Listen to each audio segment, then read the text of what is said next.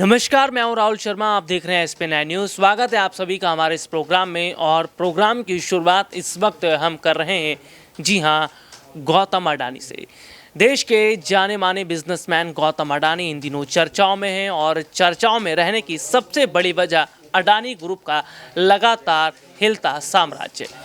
लगातार हफ्ते भर से अडानी ग्रुप के शेयर में गिरावट देखने को मिल रही है और जिस तरह की गिरावट देखने को मिल रही है उससे एक बात तो तय है कि अडानी का साम्राज्य वाकई हिल गया है। हालांकि गौतम अडानी ने अपने इस साम्राज्य को बनाने में दशकों लगा दिए। जी हाँ, गौतम अडानी की शुरुआत आज की नहीं है। कई वर्षों से गौतम अडानी अपनी कंपनियों को धीरे धीरे खड़ा कर रहे थे, लेकिन हिंडनबर्ग की रिपोर्ट सामने आने के बाद हफ्ते भर में उनका पूरा साम्राज्य तो हिल गया। इसके साथ ही साथ उनकी कंपनियों को झटका लगता नजर आ रहा है। गौतम अडानी की अगर कंपनियों की बात करें, अडानी पावर है, अडानी गैस है, अडानी ग्रीनरी, सभी के शेयर आज जिस तरीके से औंधे मुंह गिरते चले जा रहे हैं, क्या यह इशारा करता है कि आने वाले समय में गौतम अडानी की हालत बेहद बदतर होने वाली है। इसी मुद्दे पर हमारे साथ बातचीत करने के लिए मौजूद हैं हमारे खास सहयोगी आशिफ सर। और आशिफ सर, बहुत बहुत स्वागत है इस प्रोग्राम में आपका। और मेरा पहला सवाल है, जिस तरीके से गौतम अडानी को झटके पर झटके लगते चले जा रहे हैं, क्या ये जाहिर तौर पर इशारा करता है कि आने वाले वक्त में न सिर्फ गौतम अडानी कभी भी इस तरह की बात कर सकते हैं या ऐलान कर सकते हैं कि उनके पास पैसा नहीं है कि निवेशकों को लौटा सकें, और इस तरह की अगर बात करते हैं तो सरकार पर कितना फर्क पड़ेगा, भारत की अर्थव्यवस्था पर कितना फर्क पड़ेगा? शुक्रिया सर। देखिए, इसमें कोई शक नहीं है कि अडानी जी का वही हाल होने वाला है पिछले आने वाले कुछ ही दिनों में जो नीरव मोदी और ख़ास करके जो है विजय माल्या जैसे हुए हैं। देखिए, पहले तो शुरुआत में मोदी सरकार ने इन्हें कवर अप करने की कोशिश की तमाम चीज़ें, लेकिन जैसे जैसे सर से पानी ऊपर जाता गया उसके बाद चीज़ें हम सबके सामने आते गए। राहुल गांधी शुरू से इस मुद्दे को उठाते भी रहे और आज जब संसद में मौका मिला तो उन्होंने सबसे ज़्यादा तवज्जो इसी मसले पर दिया। दो बातें अहम हैं और दो बातें अहम इसलिए समझना जरूरी है। पहला ये कि सरकार का क्या होगा या अडानी का क्या होगा ये मायने नहीं रखता। सबसे बड़ा मायने ये रखता है कि उनके कंपनी में जो निवेशकों का पैसा लगा है, जो हमारा आपका देश के गरीब मिडिल क्लास लोगों का जो पैसा लगा।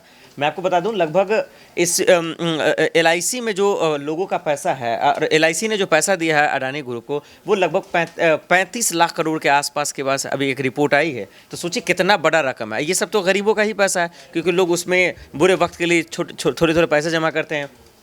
तो पहला, इन लोगों का क्या होगा, सरकार इनके लिए क्या सोच रही है, उनके पास कोई जवाब नहीं है। दूसरा ये सवाल है कि आखिर उसकी आड़ में, अडानी के आड़ में ये बार बार क्यों तवज्जो दिया जा रहा है कि ये देश पे हमला। भाई, ये देश पे कैसे हमला हो जाएगा? अडानी अमीर हो रहा था क्या? मुझे पैसा दे रहा था क्या? आपको तो या देश के लोगों को पैसा तो नहीं दे रहा था। तो सवाल ये है कि उसको बचाने के पीछे चुनाव है दरअसल 2024 में, और चुनाव के मद्देनजर इतना। तो इस बीच में देश अंदर से पूरी तरह से खोखला होता जा रहा है, जो इस पर ध्यान देने की ज़रूरत है। और वाकई में मामला जो है बहुत गंभीर है। इस पर मोदी सरकार को खास करके तमाम चीज़ों को छोड़कर JPC के जल्द से जल्द मांग करनी चाहिए कि जैसे उसकी मांग होगी तभी समझ में आएगा, जो राहुल गांधी ने कहा कि दूध का दूध पानी होगा, कि वाकई में इसके पीछे झोल क्या है। क्योंकि जितना इसको कवर अप करेंगे उतना अंदर से खोखले होते जाएंगे। देखिए, लगातार अगर बात करें तो जिस तरीके से गौतम अडानी पर इस तरह के आरोप लगातार लग रहे हैं, हिंडनबर्ग की रिपोर्ट सामने आने के बाद ये कहा जा रहा है कि गौतम अडानी ने कई ऐसी फर्जी कंपनियां बनाई हैं जिस फर्जी कंपनियों के जरिए उन्होंने अपने शेयर को ऊंचे दाम पर रखा, जिसकी वजह से निवेशक जो है वो गौतम अडानी की चाल में फंसते नजर आए। लेकिन भारत सरकार की बात करें, देखिए, अंतर्राष्ट्रीय स्तर पर जो झटका लग रहा है वो एक अलग बात है, क्योंकि वो विदेशी मामला हो जाता है। लेकिन मेरा सवाल सर ये रहेगा कि भारत में क्यों गौतम अडानी के प्रोजेक्ट को बंद किया जा रहा है, या क्यों योगी सरकार गौतम अडानी के प्रोजेक्ट को रद्द कर रही है? क्या सरकार भी अब धीरे धीरे किनारा कर रही है? देखिए, हमें भूलना नहीं चाहिए राहुल सर कि जो जितना तेज़ी से ऊपर जाता है उतना ही तेज़ी से गिरता भी है। सोचिए कि जब जो है इंदिरा गांधी जी का वक्त था, जब राजीव गांधी जी का वक्त था, छोड़िए लेटेस्ट की बात कर लेते हैं, जब मनमोहन सिंह का वक्त था, तब ये अडानी का शायद ही कोई नाम जानता रहा होगा मेरे लिहाज से। लेकिन 2014 के बाद से भाई कौन सा ये जादू, ये धामेश्वर बाबा जी का तो नहीं जादू है या करिश्मा है कि भाई कोई भी पैसा जो है चमत्कार हो जाएगा। सोचिए उस कोरोना काल में जिसमें लोग गरीब हो गए, जिनके पैसे जमा थे उनके पैसे खर्च होने पे आ गए, लोगों के पास नौकरियां नहीं थी, लोग बर्बादी के कगार पे आ गए, मोदी सरकार नौकरी दे नहीं रही थी। लेकिन इस रातों रात में ये अडानी सिर्फ बताइए लगभग 195 पे थे अमीरों के लिस्ट में, ये अचानक से 3 नंबर पे कैसे आ गए? तो ये बड़ा सवाल है। और बड़ा सवाल यही है कि आखिर अब जैसे जैसे शेयर गिर रहे हैं इनकी बर्बादी के कगार है, तो अब लोग सतर्क हो रहे हैं कि भैया एक तो कुछ ऐसे बैंक है, कुछ ऐसे क्या लगभग बड़े बड़े बैंकों ने इनको लोन देना बंद कर दिया, और इनके जो सबसे खासे दोस्त रहे हैं, करीबी रहे हैं, जैसे कि राजस्थान में, यूपी में जो बड़ा बड़ा प्रोजेक्ट था जो इन्वेस्ट होने वाला था, लगभग 5,000-400 करोड़ के आसपास यूपी में बिजली में देने वाला था, योगी जी ने करवा दिया। अब योगी जी अडानी के खिलाफ आ गए, मोदी जी उनको बचा रहे हैं। तो अब यही से समझ में आ रहा है कि कितना बड़ा झोल जा रहा है। मुझे लग रहा है कि अब लोगों को ये समझ में, पहले हालांकि शुरुआत में तो लोगों को लगा, क्योंकि वो मोदी जैसे भाषण देने की कोशिश किया अडानी जी ने कि भैया मोदी देश पे हमला बता देंगे तो हम भी बच जाएंगे और हमारे पे ज़्यादा फर्क नहीं पड़ेगा। लेकिन अब ये हो रहा है एक फ़ायदे की चीज़ कि अब लोग ये समझने लगे कि नहीं, ये घोटाला है, बहुत बड़ा घोटाला है, बड़ा स्कैम है, इससे बचना पड़ेगा। और इसीलिए अब लोग, कंपनियां भी दूर हटती जा रही हैं, छोटे छोटे जो व्यापारी इनसे जुड़े हुए थे वो भी भागते जा रहे हैं, और सबसे अहम बात कि अब सरकार भी भागती जा रही है। पर योगी जी ने खुलेआम ऐलान कर दिया, रद्द कर दिया, तो इसका मतलब सोचिए वहाँ डबल इंजन की सरकार है। बहुत बड़ा प्रोजेक्ट था और कुछ ही दिन पहले बड़ा सम्मेलन भी होने वाला है।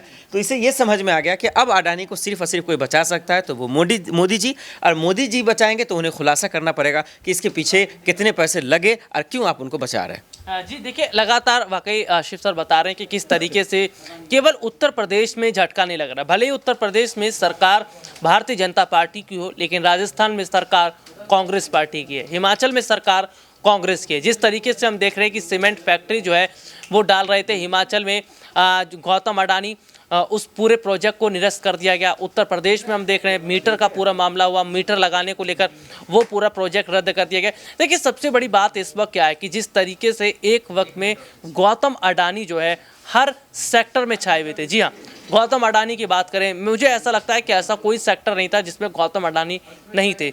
सीमेंट से ले लीजिए आप आईटी सेक्टर तक में, जी हाँ, हर जगह गौतम अडानी का नाम चल रहा था।